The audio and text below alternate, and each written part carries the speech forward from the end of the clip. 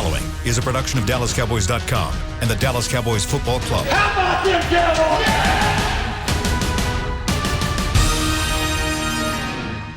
This is Talkin Cowboys. Streaming live from the Dallas Cowboys World Headquarters at the Star in Frisco. Handoff, Elliott plowing to the goal line. Barry, sacked by Lawrence. Prescott keeps it, and he bangs it in for the touchdown. Welcome into Talkin Cowboys, live from the Star in Frisco. Rob Phillips and myself are here for Cowboys Training Camp 2020, presented by American Airlines, and then we're welcomed in by two who have played the game at the highest level, our normal crew of Heckma Harrison and Isaiah Stanback, our resident Super Bowl champion. We are the Talkin Cowboys crew as we get you set for an hour worth of Dallas Cowboys coverage over training camp here in 2020, and really what is probably one of the more storyline-filled weeks of Cowboys offseason into preseason so far. We've got live game action, actual hitting, Rob, today's practice, and then, of course, Earl Thomas news to talk about as he is now a free agent. We'll get to all of that coming up in the next hour. But, Rob, I mentioned the live practice and exactly what's been going on here at the Star as of late. Was there anything that really stood out to you today before we get into some of the Earl Thomas talk? Well, I didn't get to see a whole lot because of the Earl Thomas talk. I was socially distanced in the hallway trying to listen to Jerry Jones on the fan and figure out what the Cowboys want to do with ET. But you're right, they're starting to ramp up a little bit, and I believe they're just now getting through their installation period. When you think about how compressed this camp is, you normally start installation, offense, defense, in the spring. So they're trying to do that now, review it the next couple days, and then we've got what looks like a scrimmage on Sunday at AT&T Stadium, and then we'll start to see more of the live stuff and really see these guys compete. It's getting exciting.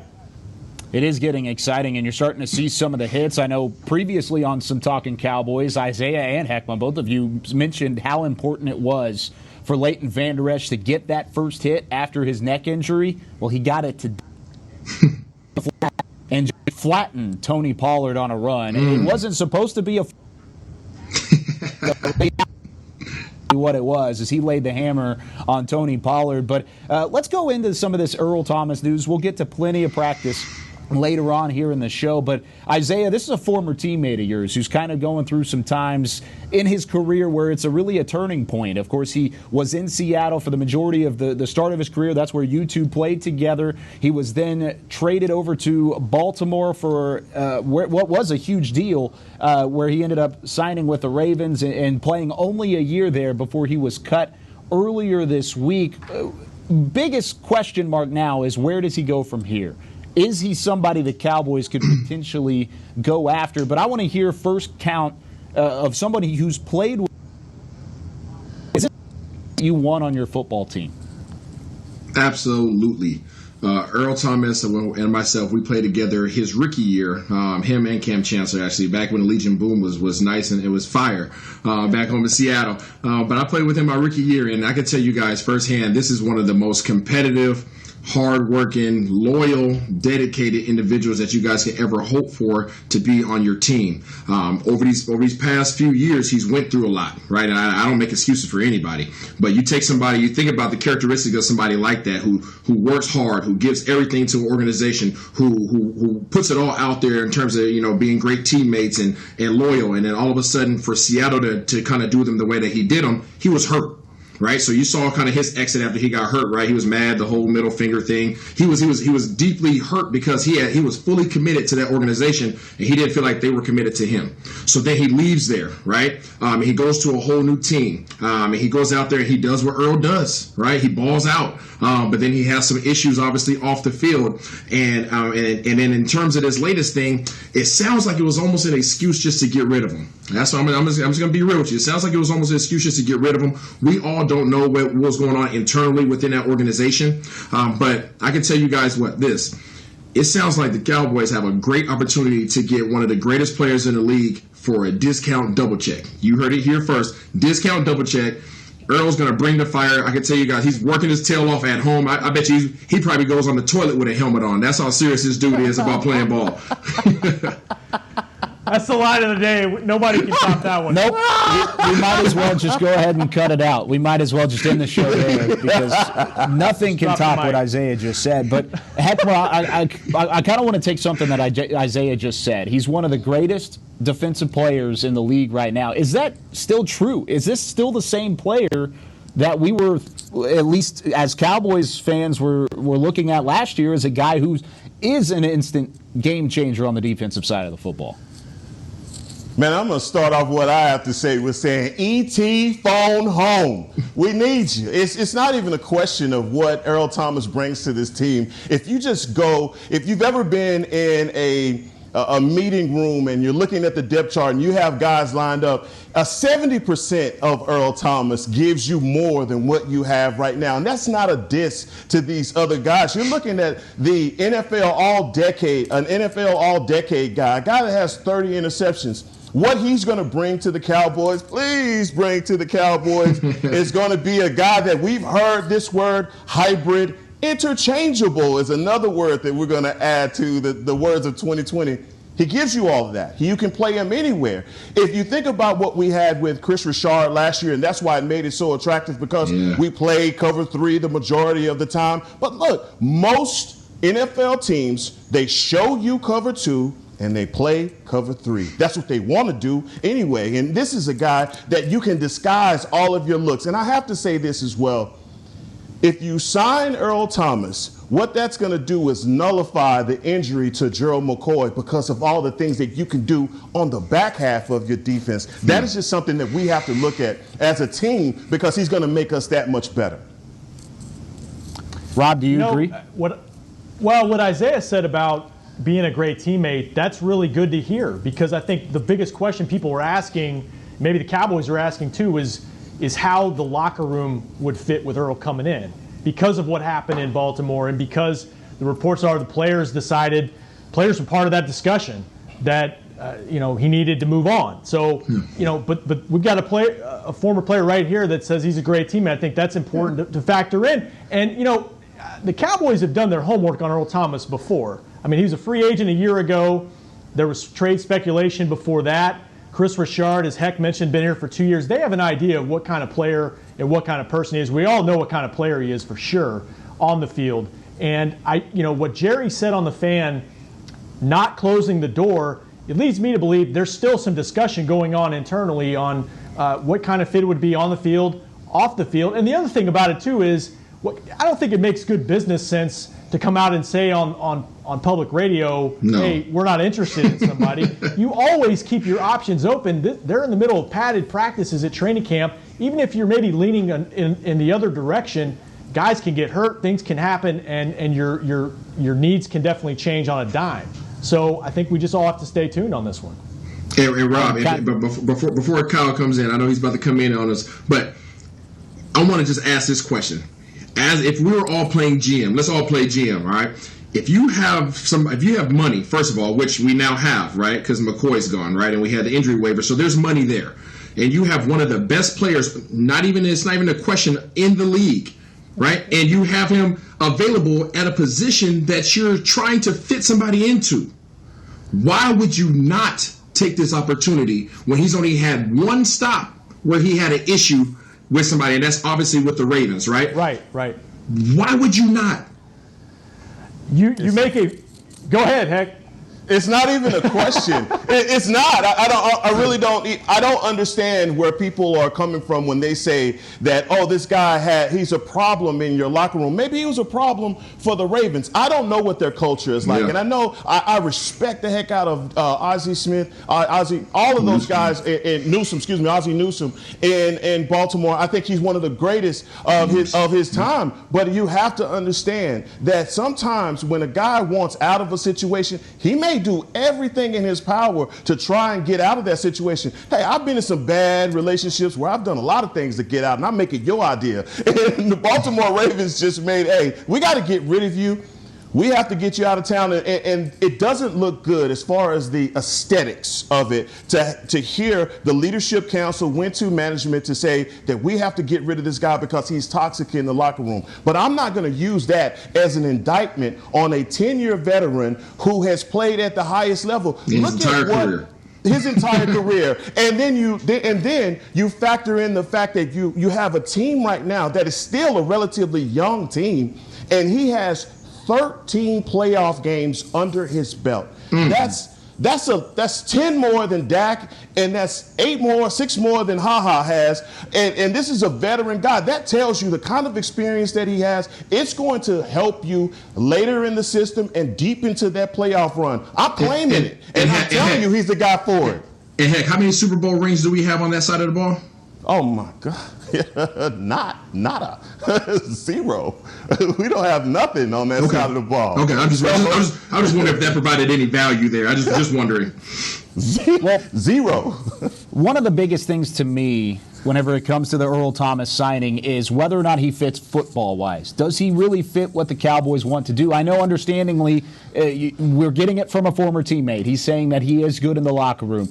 But just like Jerry said in his interview with 105.3 The Fan today, this is something that it has to go with what we're doing. It has to go with exactly what we have at safety. That's what it has to go with. It does, but Mike McCarthy kind of answered that question indirectly when he said the other day that the safeties are interchangeable. Yeah. So if that's the case, he can play anywhere, and I think we know he can play anywhere anyway. You guys make a compelling case. I mean, I'm just saying what the reports are out of Baltimore. I don't know Earl Thomas at all. I'm just saying that's what's out there. But, from a perspective of what this defense needs, they need takeaways. He can do that. He's got 30 career interceptions. The other thing is, too, that jumped out at me, and Jerry didn't speak to this, but Jerry's got a long memory, right? 92, they needed one more piece to win the Super Bowl, and it was Charles Haley.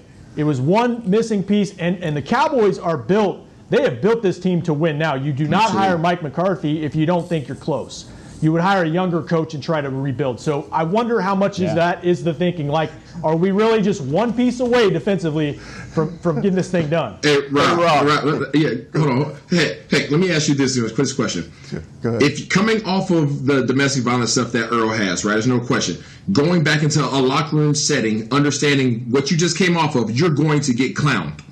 You're going to get clowned, right? We all know the situation. We don't have to dive into it. People are going to talk about you. They're going to laugh about you. Every little joke's going to be about you. When you're in practice, it's going to get heated. And let me, just in case people don't know, there is a fight every single day in training camp, at every training camp. You guys don't hear about it. If you guys don't see it, but somebody's getting their helmet taken off and somebody's getting punched every day. Okay, so that happens. So that's why I said it's kind of a scapegoat. So I don't know what's going on in the locker room, but what I do know is Earl Thomas, as we look at our secondary that we have right now, he would be the only name that you would need to know. Every time you come to the secondary, you need to know where he's at on the field. As we stand right now, there's nobody that's that threatening in the secondary that you have to know where they're at. As a defense, as an offensive player, as a quarterback, when you step up to the line of scrimmage, you better identify where the heck Earl Thomas is at, and that's what he provides to this team. And the other part about what Earl Thomas provides, if you look at your rookie Diggs, and let's just say the Cowboys coaching staff is saying win, lose, or draw, he's going to be our first day guy. Earl Thomas behind Diggs, oh my God, it gives that rookie just the opportunity to trust his eyes on everything that's in front of him, because Earl Thomas would have his whole back. This is a situation where if you bring Earl Thomas, the air that puts you in the NFL, I mean, the San Francisco 49ers, the other like the Tampa Bay defenses, Dallas would be right there as far as championship level defenses on paper. All I'm saying is that to me, it sounds like the Cowboys are in a win-win situation with a guy who's already going to get $10 million from another team as far as their cap hit. And so his bank account is on Charlie Weiss. You got to sign him. That's discount, double check. Heck, you do bring up the financial component of it, though, and we don't know, how much money the Ravens are going to get from him based on, there's going to be a grievance probably, and they're going to try to say it was violation of team rules or whatever, so it may change what he wants from a team. However, I will say this. If this is the place he's always wanted to be, running up to Jason Garrett and said, "Come get me," come on, then now. If he comes here, then he's going to do what I would imagine whatever he needs to do to fit in Rob, here. So discount, double check. I can tell you when Earl's happy, right? Earl was a leader of that. When you guys talk about the Legion of Boom, who do you think headed that up? We hear about Richard Sherman all the time, but seeing this internally, these guys were him, Cam Chancellor, Richard Sherman, right, Browner, all those guys. Earl would be the one that would call those guys together and say, hey, we're going here to work out. Earl would be the one to say, hey, come over and let's go watch some film at my house. That was Earl. So that's why you saw him so angry when he left Seattle and how he left, because he did that. He was the founding father of the Legion of Boom. So I'm just saying it right here. If they miss on this, they will regret it. They will regret it because that is the only missing piece. They have a great defensive line. They have a great linebacker core. They need somebody who's an absolute dog in the secondary, and that's why we talk about it so much, because we don't have a dog in the secondary. Whether it was Jamal Adams or now Earl Thomas, it's been a topic of conversation. But Isaiah, I'm going to tell you right now, I'm not sold yet. I'm not on Earl Thomas, on the acquisition. I want to know. What's wrong with you, Kyle? I want to know more you okay? information. I do. I really do. I want to know exactly what went on in Baltimore to the point where it's not worth the risk anymore to me, because you've got momentum right now. Even though the secondary, of course, you brought in a veteran in HaHa Clinton-Dix. So we're going to talk about him coming up here in this next segment. But seemingly there's some discontent there already. Would it just explode that discontent? That's my question. Would that be something that could be a troublesome move later on if you bring in an explosive guy like Earl Thomas? Hey, Kyle, let me do this. There's been a lot of attention on HaHa Clinton-Dix. He's a good pickup. No disrespect. He's a good player. He's a good player. We're talking about great player, right? So we're asking a good player in HaHa Clinton-Dix to take the throne of being great and to be this magnificent leader all of a sudden of all these young guys that he's surrounded around. Now, You take somebody like Earl, who's already done this before, right? Name another secondary that's been called Legion of Boom or anything in that category, right? He created that. So you take somebody who has taken leadership in that regard before and brought a whole young group together before and made them super duper effective within the system they're working in. Oh, and by the way, you give him already a veteran safety to play alongside him. What are we even talking about? Well, I think Thomas can absolutely. I think Thomas will be wearing a yellow jacket one day, a gold jacket. Exactly, yes, he will be. But here's my question back to you. Yeah. Mm-hmm. To be worth the risk. What makes him so special to get to that point? Because I'm not sold he's the same player that was the Legion of Boom that was back in Seattle. He went to the Pro Bowl last year. What did he do last year? So did Jalen Smith. And we all agreed that probably wasn't the best thing. Man, they're not handing out free tickets to Hawaii. I know they're not going to Hawaii anymore. This Pro Bowl is not just they don't take a raffle ticket and give those to guys. No, man. Hold on. No way. If you disregard Earl Thomas's Pro Bowl, then you better disregard Jalen Smith's Pro Bowl. You better just throw that out the window. That's how I appreciate. I love this debate. Kyle, listen. Right now on the defense, I can tell you, if Earl Thomas walked on this team right now, however it will go down, he will be the most feared player on this defense. Right now. Most feared over Tank Lawrence, Everson Griffin, Leighton Vander Esch. Absolutely. You know why? Because you can chip on those guys. Over Jalen Smith. You can chip on those guys. I could put an extra tight end right there, and I could chip on those guys, and I can affect their. I can have an effect over how productive they are. Earl is sitting back there looking at you, running around. I guarantee you Earl still runs a 4.4. Guarantee you, at the very least. He used to run a 4.3. I bet you if he fell off, he runs a 4.4 now. And guess what? He's going to run around sideline to sideline, and he's going to hit you in your chest cavity without any regard of his body. You need that. And you need that on your team. We want that on our team because Earl Thomas is a Scud missile from the free safety position. And you don't have that right now. No, you We're don't. talking about comparing apples to apples or orange, however you want to put it. Earl Thomas is not none of that. He is in a whole nother category. And so if we say, Father Time, which is undefeated, has caught up with Earl Thomas, and he isn't what he was when he got started in the NFL, Well, even at 70%, Kyle, he's better than what we have. And you cannot disregard that. Don't talk yourself out of it. Don't let nobody trick us out our spot right now. Talk to him, Heck. I need you on board with this. Co-sign it, dog. Don't do this. Talk to him, Heck.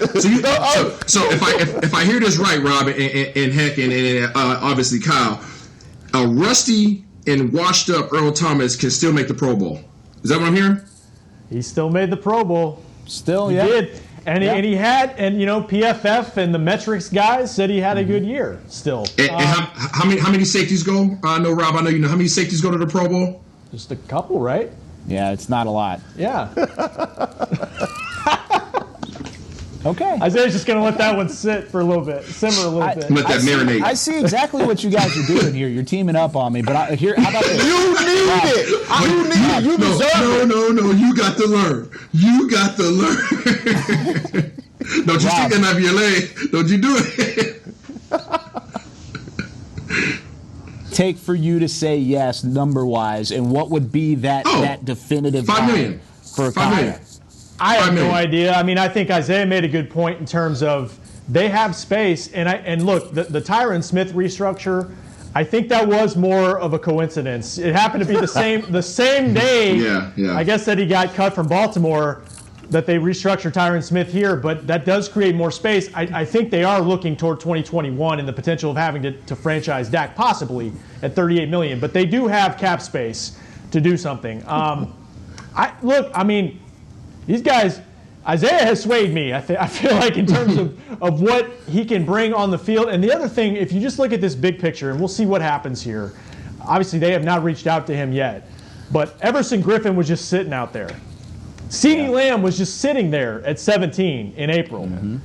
It's like the stars are just aligning for the Dallas Cowboys, man. It's crazy. It's crazy.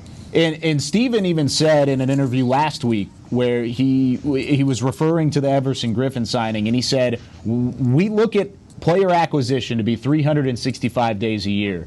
However, we didn't talk about Everson Griffin until after it was done. There was no lead up. There was really no look into Everson Griffin. Sure, Cowboys fans wanted him, but you didn't see the smoke where the fire was coming from. You didn't hear that from Cowboys camp until it was done. So the fact that they're laying low and the fact that Jerry says, hey, the door's not closed on Earl Thomas yet, doesn't mean it's happening, but it doesn't mean it won't happen at the same time. And just a reminder for all of you out there, safeties, at least across the board, average in the NFL, make the second least amount of money in their contracts, only trailing tight ends. And that may even change because you see the contracts of Travis Kelce, George Kittle, and a couple more to come. So safeties ultimately could be pretty cheap on the open market, and whenever you have a guy like Earl Thomas there, may end up potentially being that enticing for the Cowboys to make a signing. But when we come back, we'll talk more about this safety group, because did HaHa Clinton-Dix lose his starting spot even without the signing of Earl Thomas? We'll talk about that and debate it next here on Talkin Cowboys. Since 1865, Stetson hats are American-made with pride right here in Texas. And Stetson is proud to be on the field with America's team. Want to show your Texas and team pride too? You can. By purchasing your own Stetson, you can look just like how the flag guys do on field at every home game. Stetson hats, the official crown of all self-respecting Cowboys and your favorite football team. Get yours today at shop.dallascowboys.com or at stetson.com. Want to use what the pros use? How about the official men's skincare brand of the Dallas Cowboys, Jack Black? Right now you can get the Jack Black Starter, a curated collection of Cowboys locker room favorites for just $10 with free shipping. The starter includes 4 Jack Black skincare favorites plus a full-sized intense therapy lip balm. Go to getjackblack.com/Cowboys and use the code word TEAMJB. That's getjackblack.com/Cowboys. The Jack Black Starter, $10, free shipping. Essilor is a proud sponsor of the Dallas Cowboys, helping fans see more and do more with our best vision solutions. Our lens technologies reveal a world more beautiful than you can imagine. For a limited time, get the Essilor Next Gen offer. When you buy the latest generation of Transitions lenses with select Essilor lenses, you can choose a second pair of clear lenses for free with qualifying frame purchases. Restrictions apply. Find a participating eye care professional by visiting EssilorUSA.com. Essilor. See more, do more. We're back with a tasty treat that's sweeping airwaves and taste buds. It's new Dr. Pepper and Cream Soda. Let's take a listen. Dr. Pepper and cream soda's here. A new combo that's music to my ears, okay. Let's play. Cream soda and Dr. Pepper time. Pour it in a glass of ice. Music to my ears and mouth. New Dr. Pepper and cream soda. A delicious duet. Back to Talkin' Cowboys.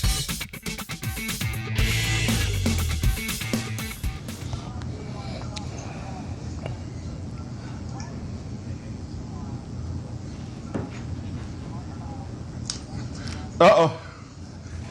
Okay, it looks like we have lost Kyle, and we're gonna get through this, guys, because Kyle Yeomans is in the studio, and he's supposed to have the best Wi-Fi in the world, but he is the one guy that cannot find the connection. Well, guys, in this segment, we had talked about doing a stock up and stock down, and we started this. What do you think, Rob? Maybe 10 or so episodes ago, where we were saying what guy's stock would be up at this point or down at this point. Yep. And so a couple of the names, and one of the names we're going to throw out is stock up, stock down on Clinton Dix. And Rob, I'll start with you. Well, if Earl Thomas is on his way to town at some point, definitely down, right? And there's restrictions on what we can say about practice. Obviously, Darian Thompson, though, is off to a really good start in training camp, and he's part of that rotation. Mike McCarthy was very complimentary of what he's been able to do. And really, that Thompson, that goes back to when Jason Garrett was head coach. He told us, he's a really sharp safety in terms of getting guys lined up and making sound decisions back there. I'm surprised about a little bit early just because of his history with McCarthy. I would say down a little bit right now just because the Cowboys are at least exploring options at the safety position. And I think Xavier Woods' spot at free safety secure. Isaiah? I'm going to go ahead and say stock down a little bit as well, for a couple reasons. The fact that you're hearing some of these younger guys, kind of get in the rotation, but at the same time, he's a vet, right? And you want to always take care of your vets, physically. So you want to make sure that they take some reps off, especially with there not being any preseason games to go out there and kind of get a sense of what's going on. So you kind of want to give those guys a breather. So I don't want to put too much weight on what's going on in terms of the rotation at practice. If Earl does show up, I don't see that as too much of a stock down either, Rob. I do see that more as a complimentary position there. I think you automatically have two veterans in there that would play really well off of each other. And one thing, it's not one position that's going to be asked to do more than the other in that regard. They would just be a complement to each other. So I think his stock is down right now just because nobody can see him play and nobody can see him practice. And all you're hearing is the rotations going through. But overall, he's a vet. I think he'll be perfectly fine. If anything, these young guys are going to bring that competitive aspect back out of him as a veteran. Isaiah, you bring up a great point because I'll say from watching him practice, I haven't seen struggle really necessarily at all. And there are a lot of rotations going on right now. I mean, we've seen a lot of change at the defensive line, offensive line. I saw Blake Jarwin at one point working with backups, and then he's right back in. They're getting a look at a lot of different guys. So that's a great point. And you have to think about it. We don't have preseason. We don't have the preseason, right? So if you don't have preseason games and you can't see what guys look like in different situations, the only thing that you have is practice. So you got to cycle guys through to see how they're going to respond. You got to see how guys are going to react to different situations and all those things. So not stressing at all. Yeah.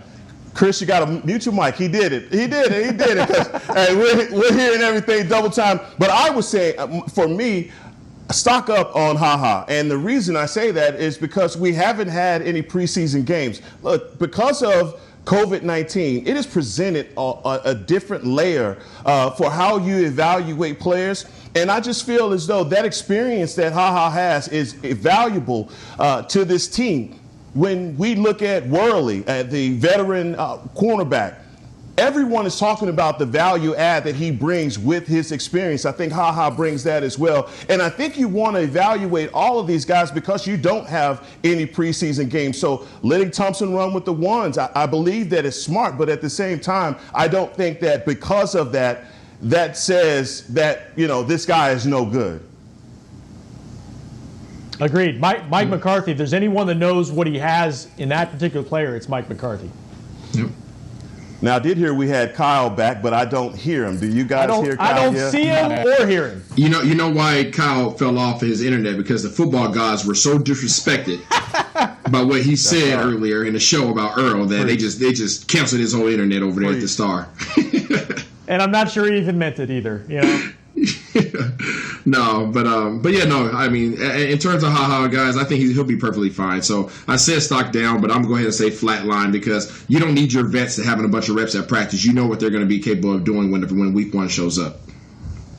Now, the next player that we had on stock up, stock down, and you would probably say that his stock is down because CeeDee Lamb is putting on a show every day. Everything I hear on Twitter from what the rookie is doing is, oh my God, he did a somersault and caught the ball. And Amari Cooper is also is in form in camp as well. But Michael Gallup, would you say Michael Gallup is a stock up? Or is he a stock down guy? Isaiah, you're the resident wide receiver, so we'll start with you.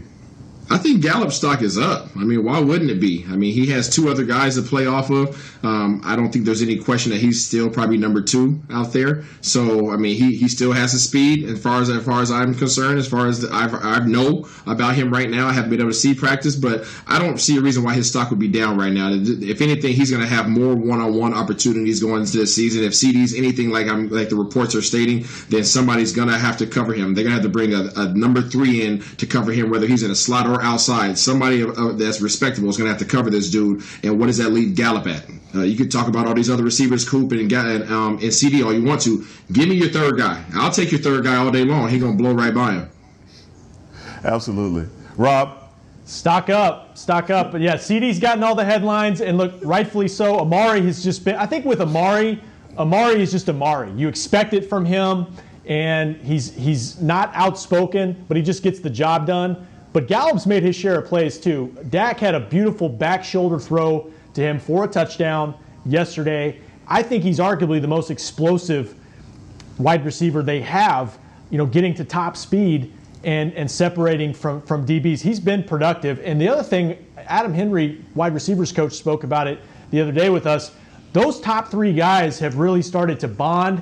Amari has said he's an open book for CeeDee, and I think it goes the same with Gallup. I think those 3 are really building their chemistry. And the only thing Gallup needs to, for me, is just cut down on some of those drops last year. He had some of those drops that he blamed himself for. If he can do that, the sky's the limit for him. I think he's really got a chance to be a Pro Bowl receiver. It just comes down to the amount of touches you can get in this offense. Yeah, Michael Gallup has got to be tickled with that rookie, with the signing of CeeDee Lamb and knowing the kind of dog that he has in Amari Cooper. The word is getting out to the rest of the NFL what CeeDee Lamb is doing in camp. And all that does is that's going to make defenses the heightened sense of awareness of where these two guys are, 19 and 88.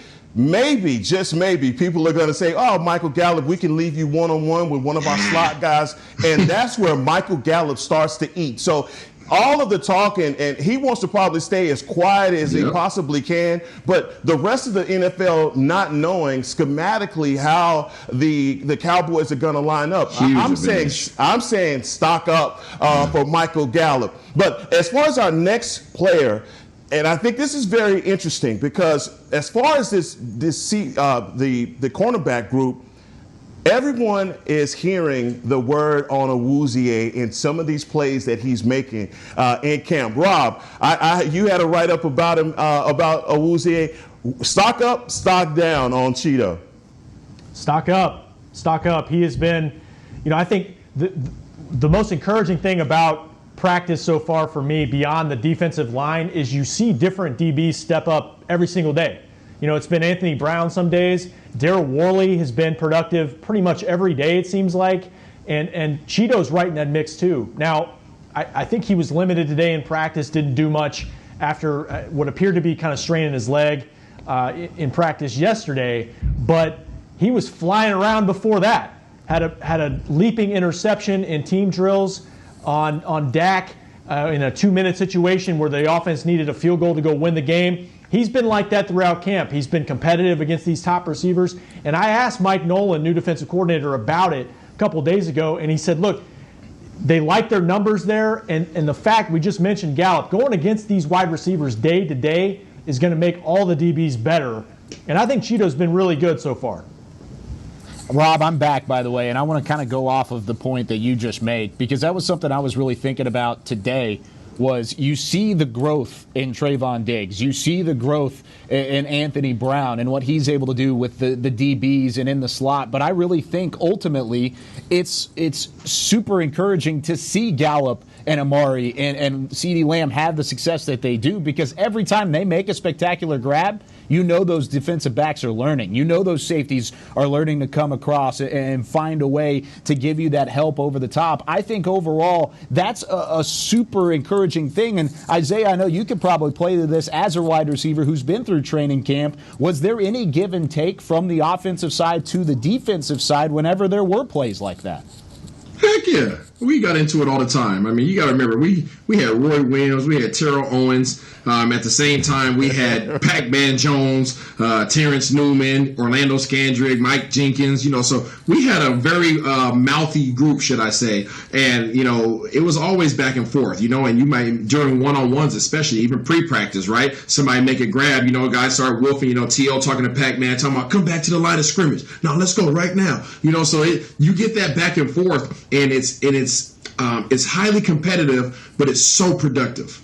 It's so productive because what better setting to have the highest level of competition than in practice, right? Than in practice. That's why the more stacked up your roster is, the more depth that you have at each position, the better the opposing side of the ball gets, because they get better every single rep. There's not such a drop off in talent, right? So when I take these skill sets in this practice and I go to the game, guess what? I've already been facing the best that there is, right? Or something equivalent to it, right? So I'm prepared, especially when there's no preseason.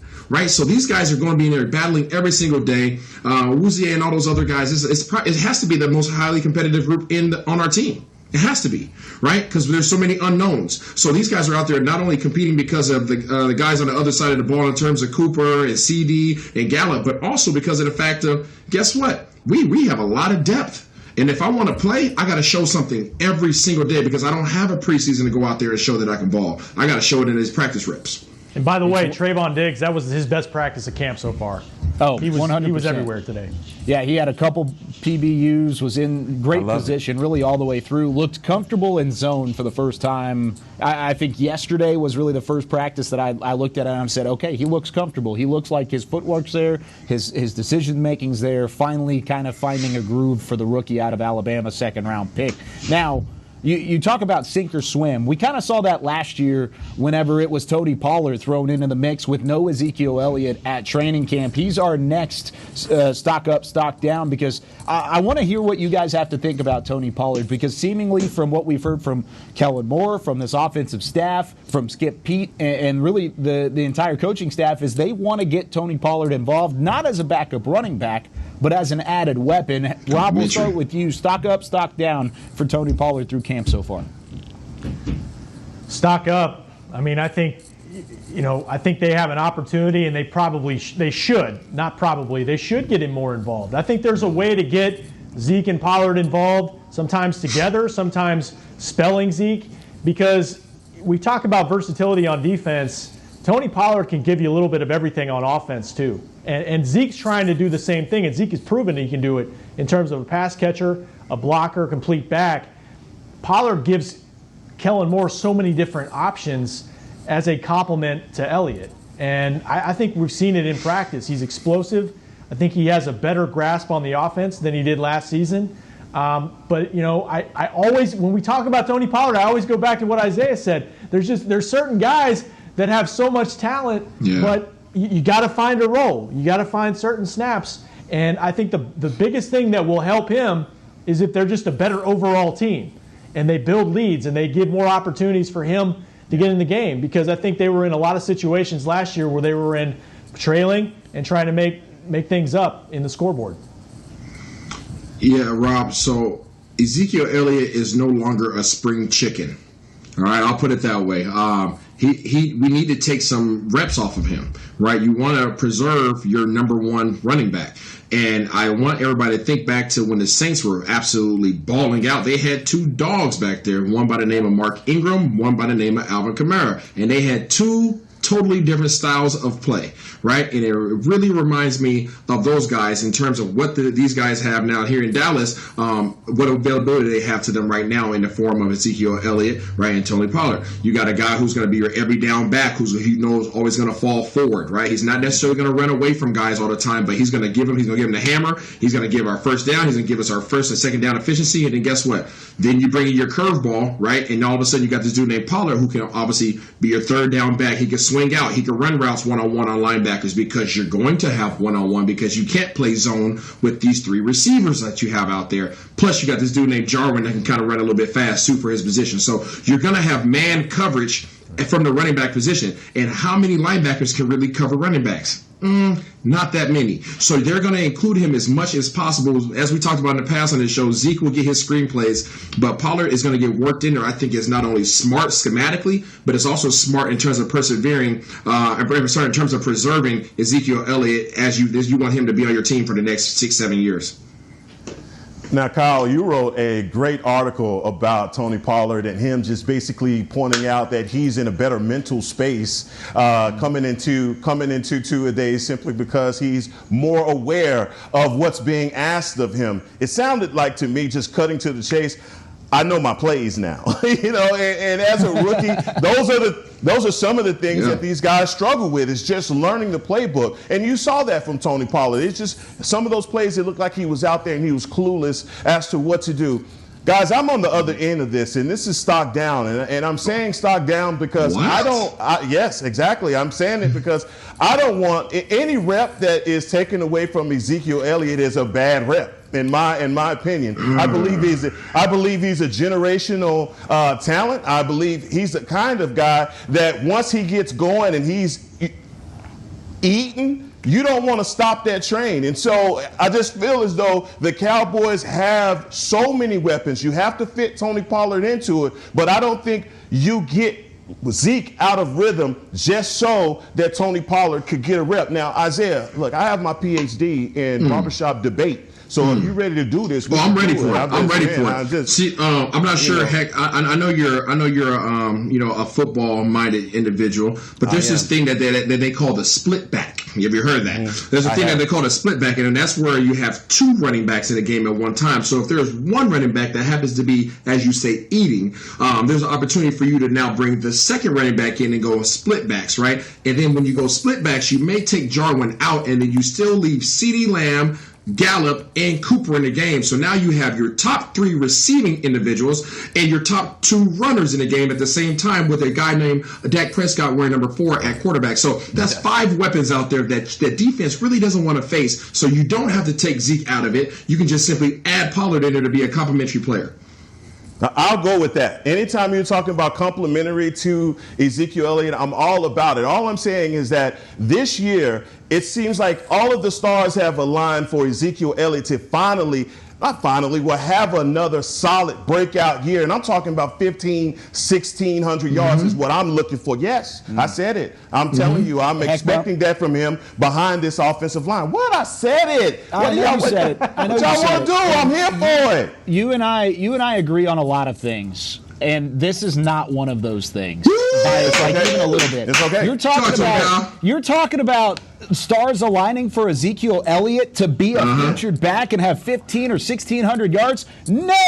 The stars are aligning so Ezekiel Elliott doesn't have to be the featured part of this offense. He can be a key cog. He doesn't have to be the featured cog. He can be his own person, and he can be his own weapon along with Amari Cooper, Michael Gallup, and so on and so forth. I completely disagree with you, and I love you, Heckman. I always will. But you are overthinking this 1,000%. I am not. So Kyle, what you're telling me is you would rather have a 1,000-yard, 1,100-yard Ezekiel Elliott with 400 to 500 yards in the playoffs leading up all the way through the Super Bowl than a 1,600-yard Ezekiel Elliott that gets out in the first round. Is that what you're telling me? 100%. Okay. Let's win a Super Bowl. I don't care. He's not built like that. He's not built like that. And the other part about it is Ezekiel.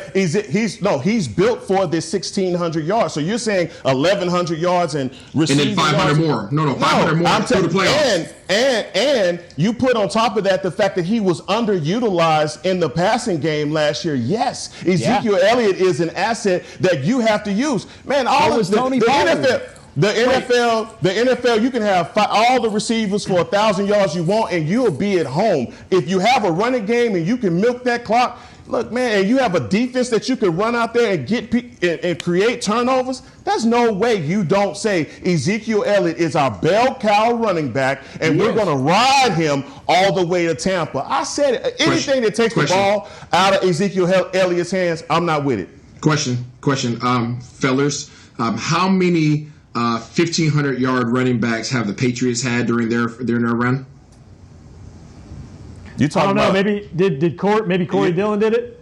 How long ago was that? Like 15 years ago. Oh, okay. So you're saying that you don't have to have a 1,500-yard running back in order to be successful in this league as an organization? I'm not saying that is a prerequisite to winning a championship. Oh, no, I know. Obviously, Kansas City doesn't have a 1,500-yard rusher as well, but they don't have Ezekiel Elliott. So let's not perch Zeke up as though he's not the man that he is. We're not saying that. We're saying that you don't have to place those demands on him because he has help.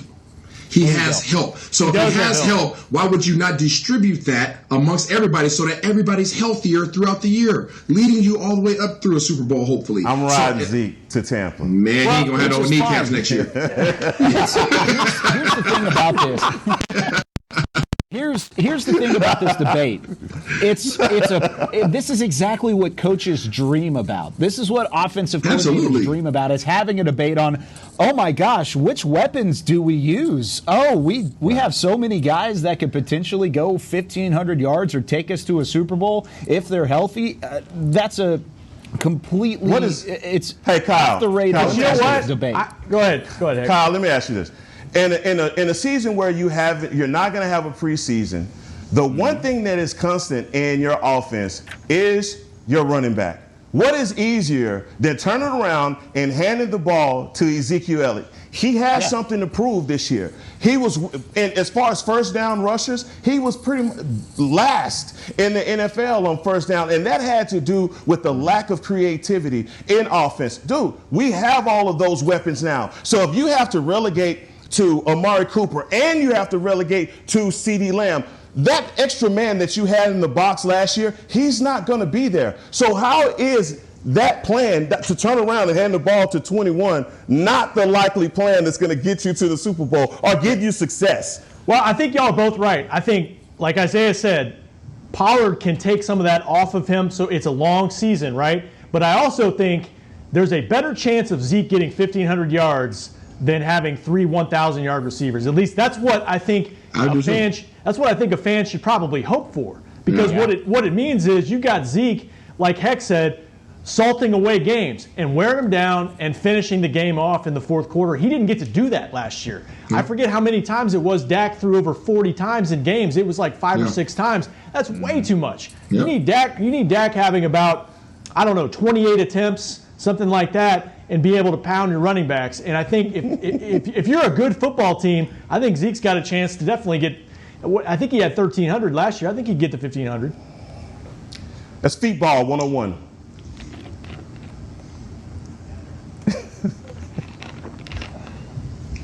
Yeah. Oh no. Heck, you're up. Hey, we're going to go to break and get Kyle back. All right, guys.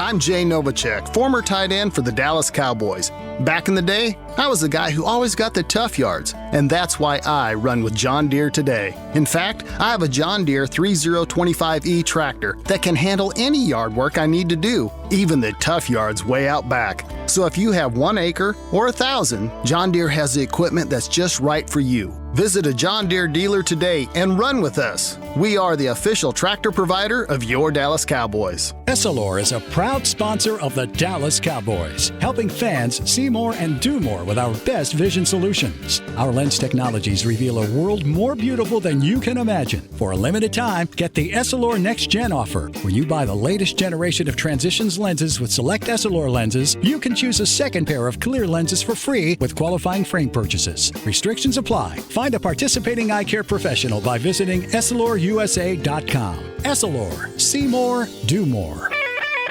We're back with a tasty treat that's sweeping airwaves and taste buds. It's new Dr. Pepper and Cream Soda. Let's take a listen. Dr. Pepper and Cream Soda's here. A new combo that's music to my ears, okay. Let's play. Cream Soda and Dr. Pepper time. Pour it in a glass of ice. Ah, music to my ears and mouth. New Dr. Pepper and Cream Soda. A delicious duet. Want to use what the pros use? How about the official men's skincare brand of the Dallas Cowboys? Jack Black. Right now you can get the Jack Black Starter, a curated collection of Cowboys locker room favorites for just $10 with free shipping. The starter includes 4 Jack Black skincare favorites plus a full-sized intense therapy lip balm. Go to getjackblack.com/cowboys and use the code word TEAMJB. That's getjackblack.com/cowboys. The Jack Black Starter, $10, free shipping. Back to Talkin' Cowboys.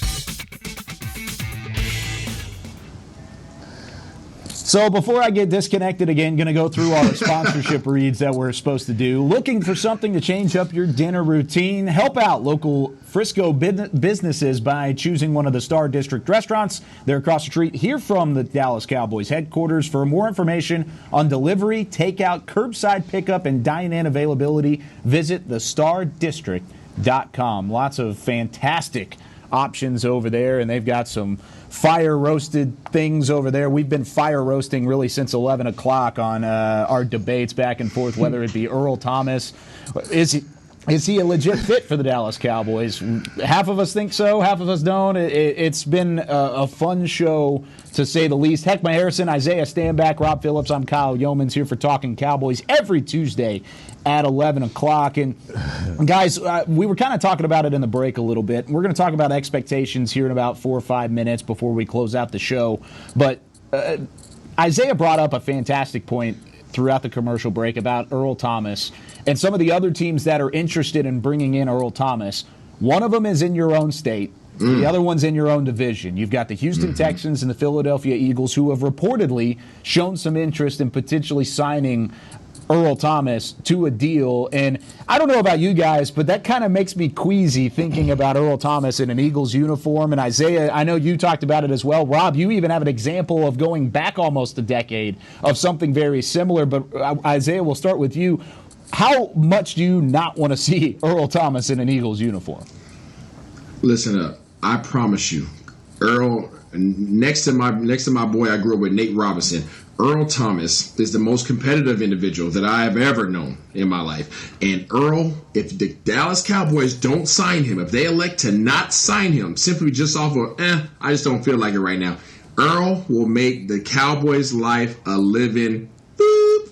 Okay? Oh, no. He will come back and sign with Philly just so he can show up twice a year and hit your receivers in their chest as hard as he can. I promise you, that's how competitive this dude is. And every time he goes to train, every time he goes to lift weights and take reps, he is going to have that doggone helmet on. I don't care if it has, he is going to be thinking about the opportunity to run across the field and hit your favorite player in the chest. I'm just telling you, that's what type of dude he is.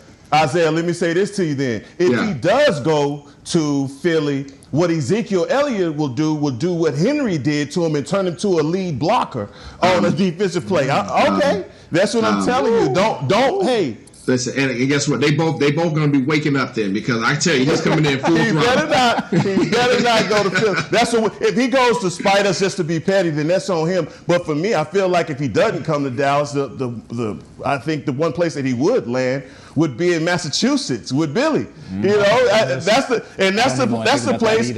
No, think about it. Since we've opened up the door for Philly, let's talk about what you believe the Patriots would do. They bring him in with the McCarty brothers in Lockdown City on the other side. Yeah. And what do you think they're gonna do with that? Come on, man. What's that gif of Belichick walking like with purpose, like through the tunnel? You know, that was a popular gif when they said Earl was getting released by Baltimore. Maybe I don't know about maybe San Francisco. Could they have, I don't know what the reports are. San Fran. I would say if I had to guess, Houston's a no because Billy O'Brien, having played for him in New England, his temper and Earl, that's not going to work well together. I can tell you that right now. They would get into it every single day, and that would be as volatile apparently as the Baltimore was. But San Francisco, the opportunity to go back and play with his boy, Richard Sherman, Dallas better step up. I'm telling you, you will see him again, whether it's twice a year or whether it's in the playoffs. You're going to see this dude again if you don't sign him. So please, please, please don't make this mistake. I'm apparently hearing that McCarthy's kind of on it. All right, he might be just playing politics. Jerry Jones, I know Jerry wants him. Go ahead and grab that pen, Jerry, and go ahead and sign it on the line. You got to do the Jerry impersonation, Isaiah, while we're here. You don't make the mistake. Huh? Oh, no, I'm just saying this is wild. This reminds me of 2011 after the lockout when same thing. Everybody just finally got together for practice in the summer. It was coming off the lockout. Free agency was happening at the same time. And Asamoah was a guy the Cowboys were interested in as a free agent. Same with Philly, and he wound up in Philly. And it's like Isaiah said that. I'm like, oh, man, this is like deja vu. We'll see what happens. Don't let it be. Heckma? Yeah, I mean, I'm talking about Philly players right now, and there's something about it that's making me nauseous. I just, Asamoah was a guy that we definitely wanted. Philly paid way too much for him, and we didn't. I mean, I don't think that he would have made a bigger difference on our team dating back then. It's just a thing. We need to pull the trigger on this guy, period. Yeah, and looking at the lead, looking at the other safeties, but just talking about our roster, our depth chart, he adds a dimension to our defense that I don't believe that we have. And it seems like he would be a natural fit. All of the pressure is on Earl. He's the one that has to dispel the myths and the rumors of him being a bad teammate. So this is the place that he wants to be. He's going to be on his best behavior in Dallas. Yeah, he has to be. And I don't know if all the pressure's on Earl. I just think some of the pressure's on Earl in whether or not he's going to come to Dallas. And if he doesn't, then where's that competitive edge going to go for him? But as we're running out of time, I do want to ask this question because we're seeing it in practice, Rob and I, throughout the entirety of training camp. But it's the install. It's the preparation for a new coaching staff without a preseason. And it has me a little nervous.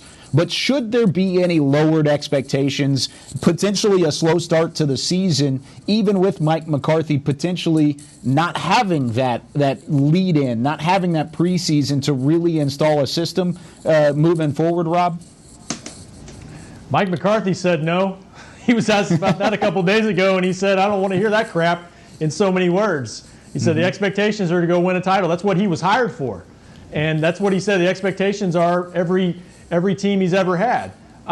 It is a challenge, but it's a challenge for all 32 teams in the league. And I will say the number of the veterans they brought in, I think, will help the transition because you bring in guys that have done this for years and years. Everson Griffin, Poe.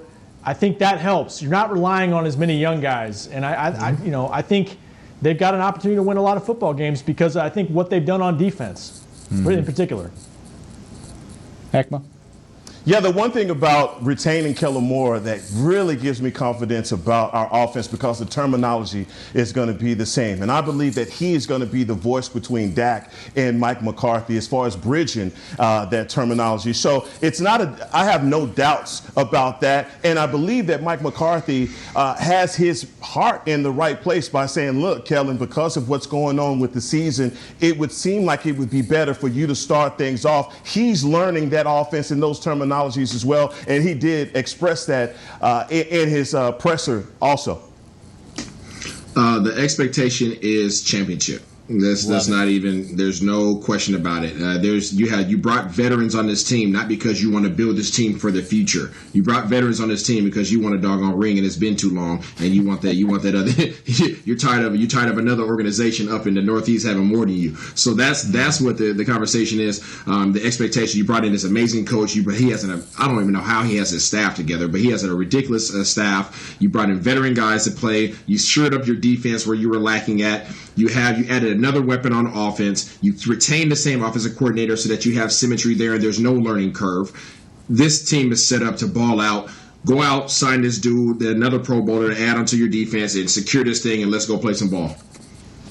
I love it. And that's the best way to end this version of Talkin' Cowboys, as we are out of time. And before we let you go, I want to remind you to go get your training camp coverage with the 2020 Dallas Cowboys Star Magazine Training Camp Preview. Includes a scouting report, position battles, final roster projections, and so much more. You can go get your copy for $4.95 today at dallascowboys.com/star. Boys, that was fun. How about a little bit of debate all the way through? We're going back and forth. We're getting heated. And this is football season, and I'm so excited to go through a football season with you guys as a crew of Talkin' Cowboys. But for Heckma Harrison, for Rob Phillips, and the Super Bowl champion Isaiah Stanback, I'm Kyle Yeoman saying so long for this edition of Talkin' Cowboys. We'll see you next Tuesday. This has been a production of DallasCowboys.com and the Dallas Cowboys Football Club. How about this, Cowboys? Yeah!